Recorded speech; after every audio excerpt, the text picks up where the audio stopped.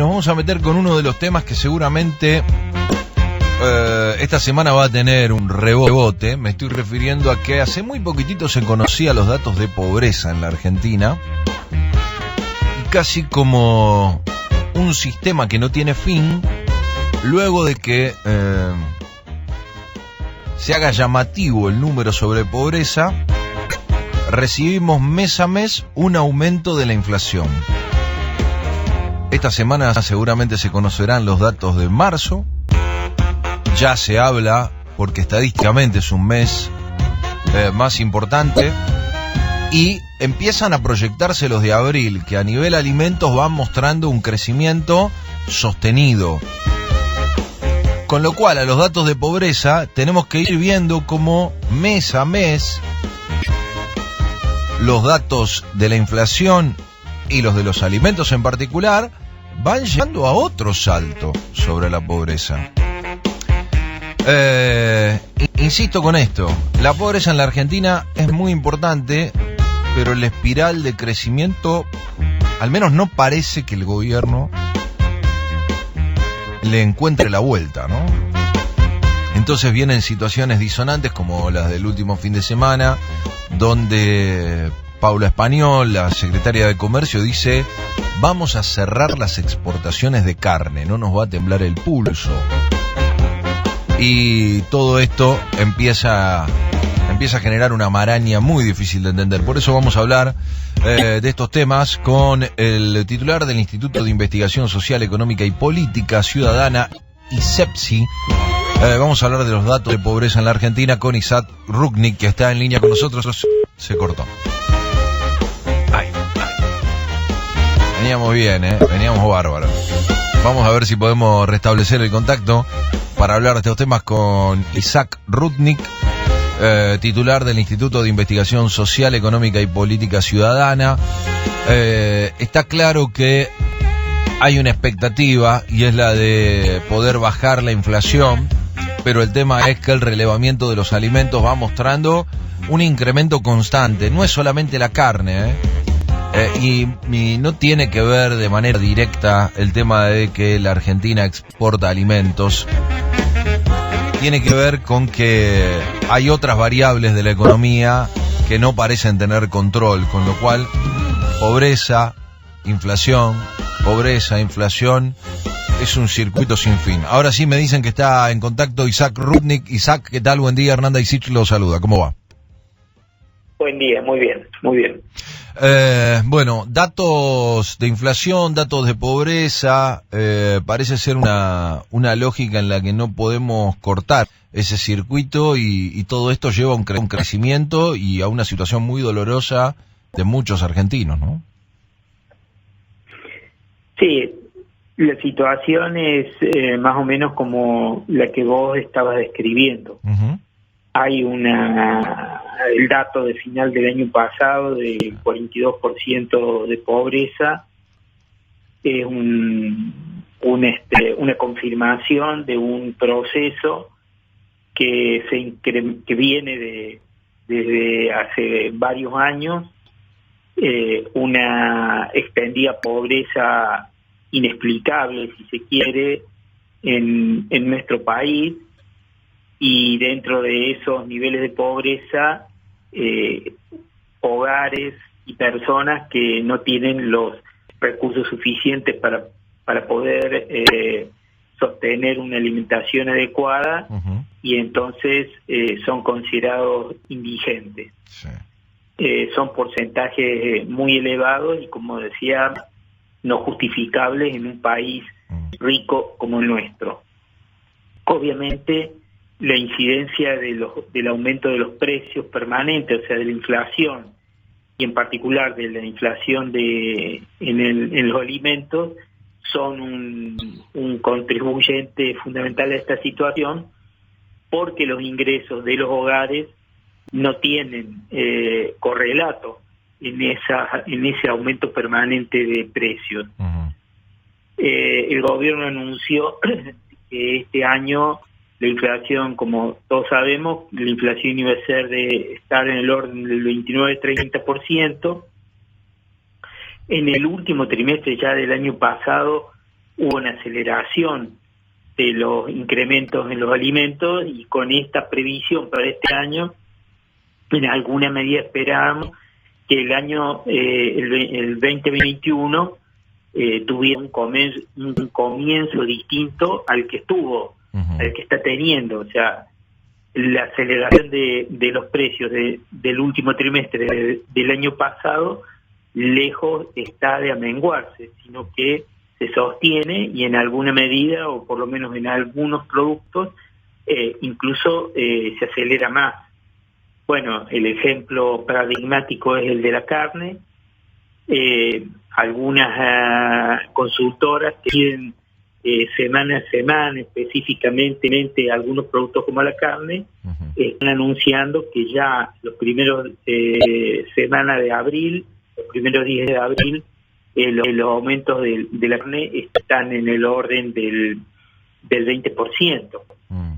Lo de la carne es paradigmático porque tiene una incidencia muy fuerte en la dieta de los argentinos, y también es paradigmático porque justamente el gobierno a principios de este año anunció el congelamiento de algunos cortes populares que se retrotraían sus precios al último mes del año pasado. Bueno, nosotros tenemos una medición mensual de los productos de la canasta básica en los negocios de cercanía del conurbano bonaerense, y esto nos dio en este trimestre que justamente en estos productos, en estos cortes populares, los aumentos no dejaron de darse de la misma manera que venían de antes. Ahora, sí. ¿Cuál?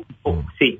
No, que estoy pensando, porque esa discusión sobre que los alimentos aumentan porque la Argentina es exportadora de alimentos es lo contrario a lo que pasa en el mundo. Es decir, nada más complejo para los países que tienen que importar alimentos que precisamente esa variable. Nuestro país exporta, y en algunos casos termina exportando productos que no son de consumo puertas adentro en la Argentina. Sin embargo, hace un tiempo la diputada y economista Fernanda Vallejos, el fin de semana la titular de la Secretaría de Comercio, Paula Español, salen a plantear que la fórmula para tratar de evitar ese crecimiento es cortar las exportaciones. Fernanda Vallejos dijo que era lamentable, que el problema de la Argentina era la exportación. O sea, en lugar de pensar que gracias a que la Argentina puede exportar alimentos, tiene alimentos con que alimentar a su pueblo, y la titular de la Secretaría de Comercio dice, bueno, no nos va a temblar el pulso para frenar las exportaciones. ¿Hay conocimiento realmente en el gobierno de cómo parar esto, o es simplemente una disputa dialéctica? Creo que Cecilia Todesca salió a rechazar esa medida, la del cierre de las exportaciones de carne, con lo cual digo, parece como que ni siquiera pueden coordinar internamente un relato unificado. Obviamente la solución no es cortar las exportaciones, pero lo que sí está claro es que al coincidir la canasta de consumo con la canasta de exportación, eso genera la necesidad de tener algunas medidas permanentes que permitan resolver situaciones concretas que se van dando, situaciones, y muchas veces situaciones que son críticas, porque la elevación de los precios internacionales de los productos que nosotros exportamos incide o puede incidir directamente en la medida en que no haya orientaciones políticas concretas respecto a cómo tratar esa problemática.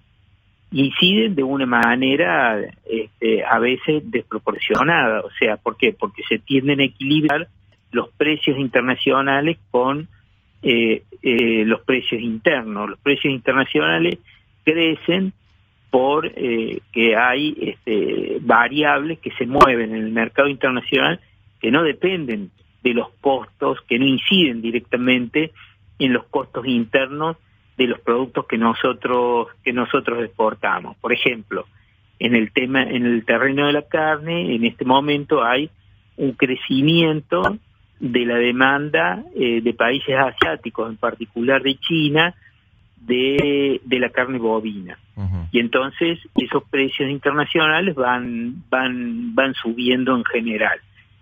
Obviamente un crecimiento de la demanda china es un crecimiento importante por la magnitud de ese mercado.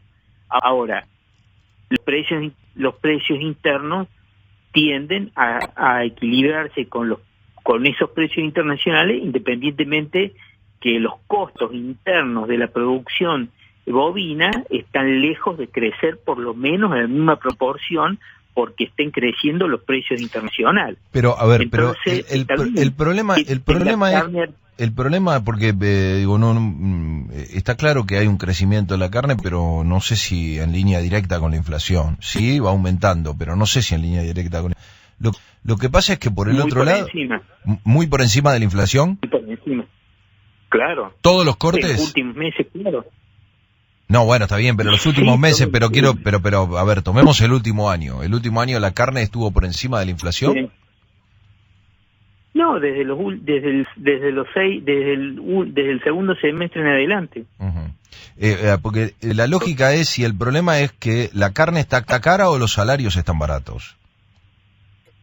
No, son las dos cosas, pero lo que pasa es que los precios de la carne, cuando usted va a la carnicería, están aumentando sustancialmente. O sea, usted hoy va y quiere comprar un kilo de pulpa, digamos, de alguna de las variantes, o de carnes para milanesa, o de carnes para un churrasco, etcétera, etcétera, y están en el orden de los pesos el kilo. Uh-huh. Y ese precio no era el de hace unos meses atrás. El precio hace unos meses atrás estaba 30% menos. Entonces, ahora, los costos internos de la producción bovina no subieron en esa proporción. Entonces, deben haber crecido seguramente porque hay insumos, digamos, que se dolarizan, que se importan, etcétera, etcétera, y deben haber subido, pero claramente no subieron en esa proporción. Entonces, es un tema que tampoco hay que dramatizarlo. Esto es lo que sucede siempre, lo que ha sucedido históricamente. Entonces, no es la situación de cortar las exportaciones o de generar ese tipo de discursos que además después no se pueden cumplir, digamos, porque nadie va a cerrar las exportaciones. Eso es simplemente una amenaza para después sentarse a negociar. Lo que pasa es que produce, obviamente, una situación absolutamente negativa en la población que no debería ser así. Ese discurso es un discurso negativo que no tiene ningún asidero. Ahora, lo que sí hay que tener es medidas que desacoplen el precio internacional de los precios internos. Eso es lo que históricamente, de alguna manera, ha ido dando resultados y que permiten compensar la suba de los precios internacionales con precios internos y permite defender el poder adquisitivo de los salarios y de los ingresos en general, porque no son solamente los asalariados, son los sectores medios también. El que es pequeño empresario, tiene emprendimiento o tiene incluso una mediana empresa, obviamente no es lo mismo tener que pagar el costo de la carne hace unos meses a 700 pesos y ahora lo tiene que pagar a 1.000 en pocos meses. O sea, no son solamente los trabajadores o los pobres los que tienen la situación, lo sufrimos todos. Uh-huh.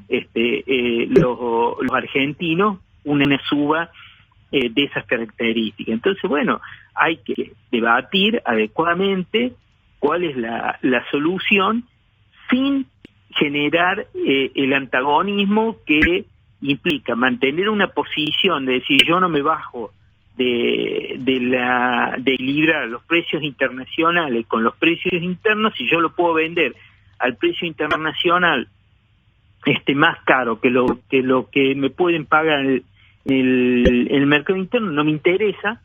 Y si quedan más saldos porque si me quedan más saldos exportables, yo voy a tener un mercado a dónde venderlo, ni reconocer la suba de los costos internos y la necesidad de que nosotros tenemos como país de que se produzca más carne bovina para que se pueda exportar más y por el que los argentinos puedan comer puedan comer más. Entonces, Isaac, ahora de esos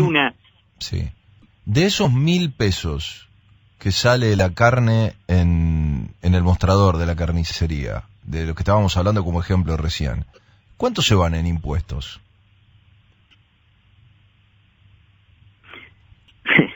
Se van en impuestos lo que tiene el Estado de recaudar. O sea, el problema no son los impuestos. O sea, puede haber, también hay que revisar todo, porque el problema no, digamos, la carga impositiva es importante, pero también cuando vos vas a analizar la carga impositiva hay que ver quién paga la carga, quiénes son los que pagan la proporción mayor de la carga impositiva. Vos como consumidor de movida estás pagando el 21%. Entonces, dentro de esa carga impositiva que debe ser importante, nosotros como consumidores, lo primero que estamos es pagando como mínimo un 20%, un 21%. Entonces, yo creo que la carga impositiva en general, lo que hay que hacer más que disminuirla es redistribuirla.